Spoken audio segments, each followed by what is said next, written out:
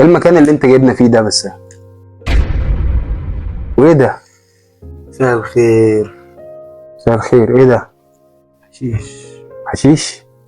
انت بتحشش خد لك كاس. وبتسكر كمان؟ ليه يا ابني كل ده؟ كتير على المخ. ايه؟ كتير على المخ. كتير على المخ؟ هو ايه بقى اللي كتير على المخ؟ الظروف، الحياة والصحاب والناس كله كتير على المخ. وده يخليك تعمل كده يعني؟ بقول لك الشرب بينسي. كفايه يا بسام، بلا الشرب بينسي. كفايه يا بسام، كفايه وفوق من افعالك. كفايه عشان بيسوء حالك. احوالك قبل ما تتهبب كانت من احسن احوالك، دلوقتي خلاص اصبحت البانه في بق الناس. بعد ما كانوا بيتباهوا بيك بقوا بيعيبوا فيك، بيقولوا عليك انك مدمن. بقى ده اسمه كلام؟ بقى ده اسمه كلام؟ انسان بيضيع نفسه عشان الحال صعب، وبرضه عشان في ناس مشيت او غدرت بيه. انسان بيضيع نفسه عشان الدنيا دي كانت جايه عليه.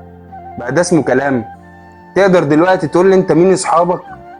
تقدر تحلف لي ان انت لو احتجتهم هيجولك طوابير على بابك؟ كل اصحابك اصحاب نفسين، كلها اعداد جب على كاسين، وانت المتاخد في الرجلين مش حاسس والسكينه سرقاك. صدقني بلاش، بلاش، علشان مش صح. مش صح ان انت تكون مسجون رغم انك حر. دي سجن. مش صح والله. ومش صح ان انت تكون مرتاح بعدها يبقى الحال مش بيسر. صدقني السكه اللي انت ماشيها دي سكه واحد شايل قرب على دماغه هتخر. صدقني بلاش، بلاش، عشان حلمك، عشان امك، عشان في حد راهن يوم على فشلك وقال انك لا يمكن مرة تتقدم، عشان في حد قال انك بتغلط مش بتتعلم. طريق الشوق ملوش اخر غير انك بس تعيش العمر متندم. صدقني بلاش، عشان نفسك، عشان نفسك، عشان ما يزيدش يوم يأسك، عشان الشرب هيخليك تسيب اصحابك الجدعان وتعرف ناس تزيد وكسك. صدقني بلاش. كؤوس الشرب بترخص ما بتغليش، كؤوس الشرب بتوطي ما بتعليش.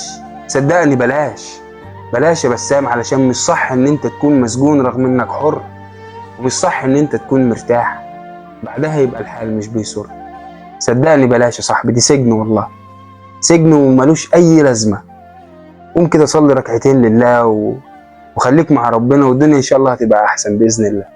قوم يا صاحبي وسيبك من الكلام الفاضي ده. بس قد قد ايه بس؟ سيبك من الكلام ده، اسمع مني يا بس. عم اسمع. اسمع مني، سيبك من الكلام ده يا بسام، بقول حرام. لك كله كتير على المخ.